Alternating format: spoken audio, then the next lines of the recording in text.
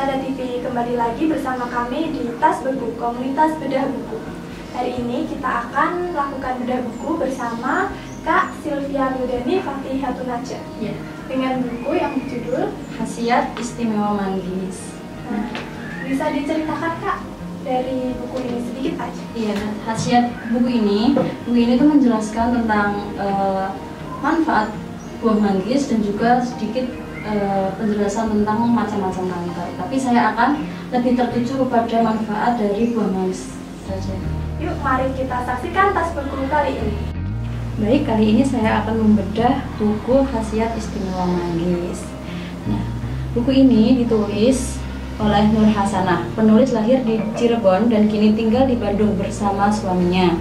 Penulis menyelesaikan pendidikan magister jurusan Gizi dan Sumber Daya Masyarakat di IPB pada tahun 2006. Beberapa artikel yang ditulisnya pernah dimuat di media sosial. Buku bertema gizi yang ditulis telah diterbitkan oleh beberapa penerbit. Selain menulis, penulis juga pernah menerjemahkan buku bertema gizi. Selain menulis dan menerjemahkan, penulis juga aktif menggeluti hobi rajibnya. Kritik dan saran bisa kontak langsung ke asai_tiva@yahoo.com. Asal muasal buah manggis. Manggis dalam bahasa Inggris dikenal dengan nama mangosteen dan memiliki nama lain Garcinia mangostanae. Manggis termasuk tanaman dari kelas Dicotyledonea, keluarga Cultiverae dan genus Garcinia. Nama Latin Garcinia mangostana adalah nama yang diberikan oleh Laurent, seorang penjelajah hutan berkebangsaan Perancis pada abad ke-16. Manggis termasuk salah satu tanaman tropis asli Indonesia yang kemudian tersebar ke seluruh penjuru dunia. Meskipun belum ada literatur pasti yang menunjukkan hal itu, tetapi banyak literatur yang menunjukkan bahwa buah ini berasal dari Indonesia atau setidaknya dari Asia Tenggara.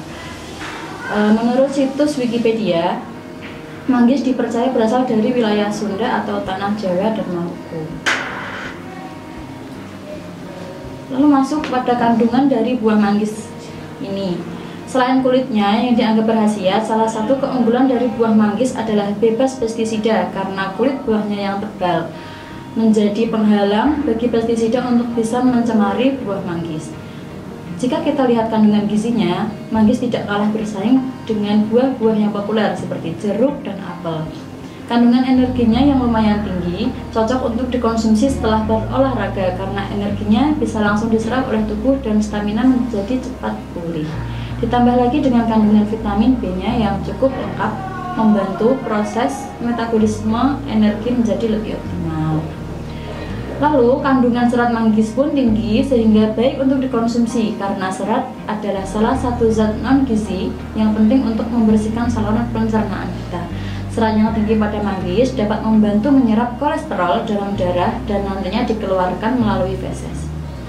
Dengan demikian, kolesterol jahat tidak akan lama bercokol dalam tubuh dan mengendap di dinding pembuluh darah yang bisa menyebabkan terjadinya darah tinggi, jantung koroner, dan stroke.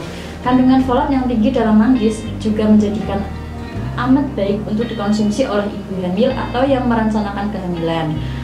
Karena folat diperlukan untuk mencegah terjadinya kelainan tabung saraf pada bayi. Keunggulan lain dari manggis adalah kandungan kaliumnya yang tinggi sehingga dapat mencegah terjadinya depresi dan membantu proses rehidrasi tubuh.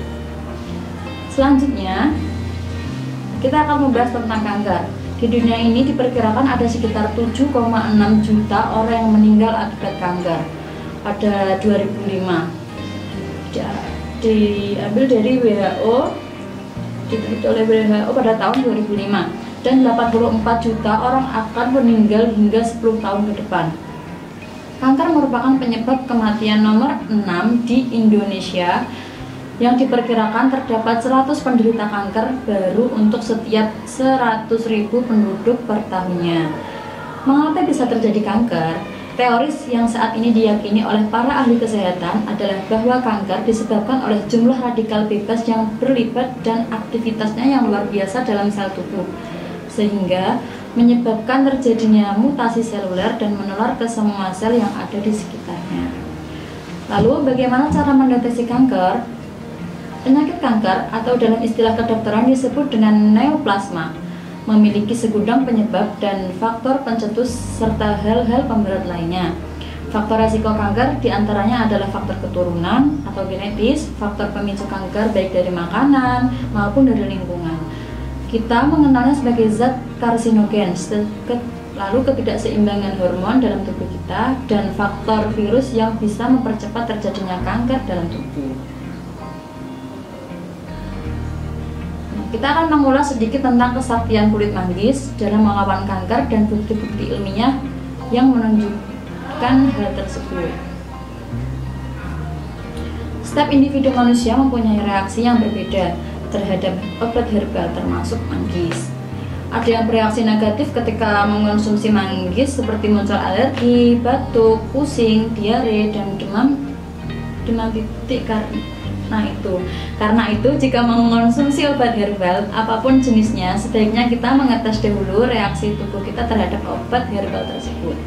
Untuk kasus manggis, jika kita hendak mengonsumsi manggis dalam bentuk seduhan dari kulit manggis, kulit manggisnya itu kering, bubuk atau teh, mulailah dengan dosis rendah, citron 4 sendok teh selama seminggu.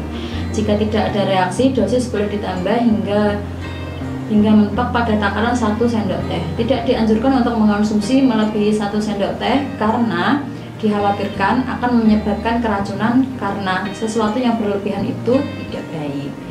Para herbalis menyarankan untuk mengonsumsi kulit manggis dengan cara mengombinasikannya dengan herba lain untuk mendapatkan manfaat herbal manggis secara optimal. Lalu mengapa? Agar efeknya itu tentunya biar lebih kuat. Madu dan gula aren merupakan 2 komponen bahan pelengkap herbal yang wajib diberikan kepada pasien untuk mendampingi konsumsi manggis. Mengapa?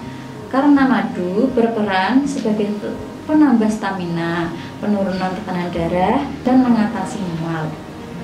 Adapun gula aren membantu kerja lambung dan hati.